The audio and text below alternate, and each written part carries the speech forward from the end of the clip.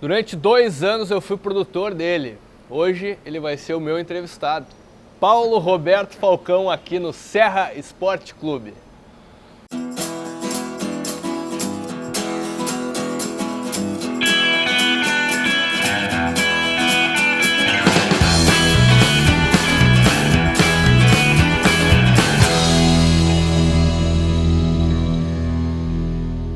Bom, hoje Serra Esporte Clube com Paulo Roberto Falcão, ex-jogador de futebol, comentarista, treinador. Vou começar, Falcão. O único ex é jogador. O ex é jogador, por enquanto está nativo. Como é que é ser o rei de Roma? Como é que surgiu o rei de Roma? Olha, Rafael, eu nunca me indaguei sobre isso, nunca. Eu acho que tem muito de exagero, evidentemente, né? Mas é claro que faz bem, né? Eu digo sempre que a vaidade é maravilhosa, só não pode ser maior que a inteligência, porque aí é trágico. Mas eu acho que, porque o Roma tinha muito tempo que não ganhava campeonato, né? 42, 43 anos. De repente chega alguém lá do Rio Grande do Sul, de Porto Alegre, que não tinha muito conhecimento, né? Porque na época eu não tinha jogado a Copa 78, então eu fui para lá em 80. Não existia essa facilidade hoje, você vê campeonato do mundo inteiro aqui, e a Europa vê campeonato também brasileiro. Então, mas eu chegava lá muito mais como uma esperança ao Roma do que provavelmente por um conhecimento. Estou falando do torcedor, porque evidentemente que o Lidon que mandou me contratar pesquisou e tal. E de repente a gente, no primeiro ano foi vice-campeão, literalmente nos tiraram o campeonato, e isso foi comprovado depois, muitos anos depois, quando houve um escândalo lá em que a Juventus foi para a Série B e que o árbitro daquele jogo estava envolvido. Enfim, nós merecíamos aquele campeonato, mas ganhamos a Copa Itália, que significa ser campeão da Copa do Brasil, com um time que não ganhava o campeonato há 42 anos. No segundo ano a gente foi em terceiro lugar, por vários motivos. Eu machuquei, o Bruno Conte machucou, o Prusso, que era nosso jogador, machucou, e ficamos fora 3 ou 4 jogos juntos fora. Aí nós ficamos em terceiro. No terceiro ano fomos campeões italianos. Então, eu acho que tudo isso, né, eles simbolizaram em alguém. E aí inventaram essa história, que eu sempre fiquei muito feliz, evidentemente, mas que eu não acho que seja assim, uma coisa que eu tenha que acreditar muito. A tua saída do Inter, né, como jogador lá no final da década de 70, até tu, né, fez o livro, aquele time que nunca perdeu, de 79.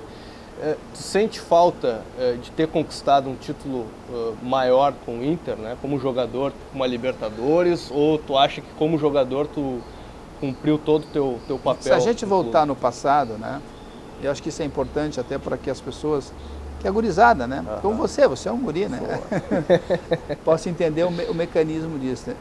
Eu digo sempre o seguinte, Rafael, não é difícil ser campeão da Libertadores hoje, você ganha 80 milhões da Globo. Claro. Difícil era ser campeão brasileiro quando o presidente, nos anos 70, tinha que ter credibilidade na praça para assinar o cheque e o empréstimo. Senão era lá o seu Davi, acho que Davi Berlim, fazer carnê, o torcedor ajudar. Quer dizer, então era muito difícil. Então assim, ó, e mesmo assim a gente chegou à final da época da Libertadores perdendo na final. Então não, eu acho que ser campeão brasileiro em 75, né, e quando se começou a olhar um pouco mais para o Rio Grande do Sul, que não se olhava, era só Rio-São Paulo. Ser bicampeão em 76, aí começou a se respeitar aqui o Rio Grande do Sul, lá tem gente que joga. Aí em 79 ser tricampeão invicto, coisa que nunca ninguém conseguiu fazer. E o Grêmio também conseguindo títulos importantes depois de Brasil, e Brasil na época, no Campeonato Brasileiro também. Eu acho que isso fez com que se olhasse um pouco mais para o Rio Grande do Sul. Então, naquela época era difícil ser campeão brasileiro, mas muito difícil, porque a concorrência era terrível com o Rio-São Paulo.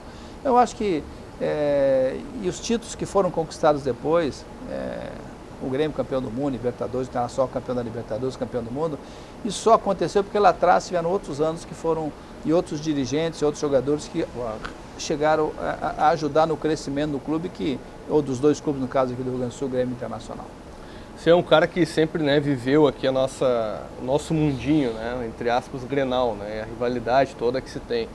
Como é que era, eu sei das histórias tuas, mas quero que tu, né, conte para quem está nos assistindo, como é que era a rivalidade Grenal lá na década de 70 e a amizade que tu tinha com alguns jogadores do Grêmio?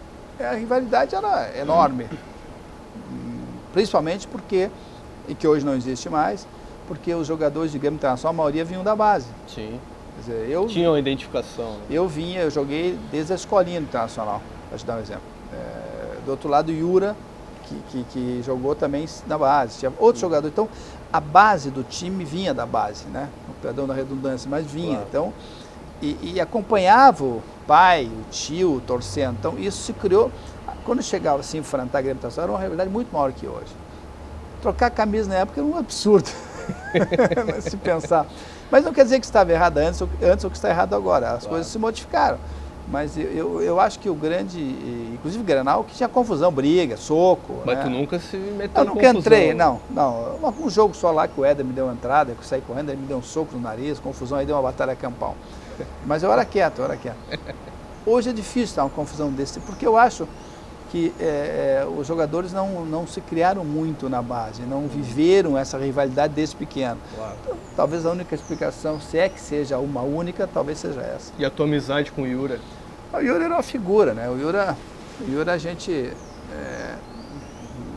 umas vezes eu vinha de carro para o treino, logo que eu estava iniciando, ele estava parado, dava uma carona, mas chegava até perto do Olímpico, podia ser muito bem perto, né? Porque se tinha essa rivalidade, isso é absurda. E deixava ele ali, depois se encontrava à noite, depois dos jogos, dava risada e tal. Só que na hora do Grenal tinha uma rivalidade absurda, evidentemente. E tinha que ter, né? Porque esse era o supra-sumo do Grenal, essa rivalidade. E tinha outros jogadores que a gente se conversava, se dava, mas a hora do campo era uma coisa de muita luta, né? De muita disputa. Como é que foi, Falcão, para ti e passado já esses... sei lá, 2 anos, 3 anos, que na tua última passagem como técnico do Inter, como é que tu está te sentindo hoje, como é que tu vê tudo aquilo que aconteceu? Eu me sinto mal e tenho uma inveja dos treinadores que vieram depois de mim. Todos eles tiveram reforço, um monte de gente chegando. Todo mundo chegou, eu não sei, mas deve ter sido mais uns 60, acho, computados desde que eu saí até hoje. Aí chegou o Nilmar, né? Na minha época eu não tinha dinheiro para contratar ninguém. E depois disso, o que se contratou de gente. Então eu só lamento isso, que não ter sido dado na época a possibilidade, coisa que eu tinha falado lá para o Benfica, lá no tal do cafezinho do Benfica, lá de Gaúcha, eu digo, olha, tem que qualificar ainda mais, senão... E aí eu sabia, quem é do ramo sabe, né?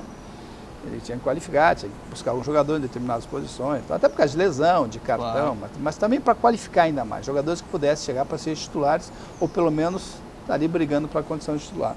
E não chegou ninguém. Né? Então, se alguém, às vezes as pessoas me perguntam, pô, agora chega todo mundo, depois Tu acha que faltou um pouco mais de paciência da direção com o teu trabalho? Porque vamos pegar um exemplo, tá? O Abel passou, né, recentemente por uma... Está passando ainda, né, apesar da última vitória, mas foi desclassificado de 2 competições, né? Teve várias derrotas na sequência em competições diferentes. E eu lembro que teve 3 derrotas consecutivas. São 3 jogos assim. Corinthians, que não era para ser jogado naquele momento. Sim. O Corinthians só foi antecipado por causa de uma excursão que o Internacional ia jogar, então antecipado. E o Corinthians era o time com maior e melhor aproveitamento, tinha quase 95% na época. E foi um jogo que era para ter ganho. Não dito por mim, dito pela imprensa de São Paulo. Sim. Depois dos jogos, um amigo meu mandou, olha o que a imprensa está dizendo. Injusto o resultado, injusto, para a gente ter ganho e tal. E aí depois pegamos o Vasco, também era o segundo melhor time com o Juninho Pernambucano, com o Diego Souza. E o Inter sem o Tinga, sem o Andrezinho machucado, que tinham sido titulares até o início do Brasileiro, o Tinga machucou no Brasileiro, o Andrezinho machucou no Grenal, o último Grenal no Gauchão, fez o gol, o Oscar e o Juan na seleção. E não chegava ninguém. E você não pode colocar gente da base se você não tiver uma estrutura. Jogador da base, a não ser que seja fenômeno. Senão você tem que preparar a chegada. Não pode colocar os guris, né? Sob o risco de... Tanto é verdade que daqueles que estavam lá e que queriam que eu aproveitasse, não tem nenhum lá. Nenhum. Todos eles aquele jogar, porque foram colocados erradamente. Sim. Você não pode dar responsabilidade para os guris. Você pode dar se for, evidentemente, jogador que se sente que é quase debochado. Claro. O Neymar, o Ronaldinho, que não estão aí porque está acontecendo, né? Mas, o cara que é extra classe. E não existia ali essa classe. Então, os jogadores tem que botar devagarinho. E nenhum deles estão ali. E sendo bons jogadores, porque foi usado num momento que não deveriam ser usados. E eu não usava para não prejudicar, né? E tanto é que o jogo com São Paulo, que depois foi o terceiro jogo que se perdeu em Porto Alegre, eu tinha um banco que era de guri, mas não ia botar, né? Então, sei lá, eu acho que teve, e é uma frase que eu peguei do Sigmund, que disse que foi um boicote, ele estava na direção, sabia, não chegou ninguém, né? Então eu sempre brinco, e aí levando para o lado da brincadeira, que eu tenho a inveja que eu tenho dos treinadores que vieram depois de mim, é de ter tido jogadores aos montes. Sim. E eu só queria 2. Porque... Quais são? Tu chegou a indicar alguém? Cheguei. Pode falar. Eu indiquei. Ele pergunta, se um dia fizermos uma nova proposta, tu voltaria para o Inter como técnico? Depende de quem, né? Depende de quem. Não, porque foi uma paulada, né? Sim, foi uma paulada. Uma paulada sem razão de ser. Aí sim, aí deram paulada no ídolo. Porque o ídolo subiu.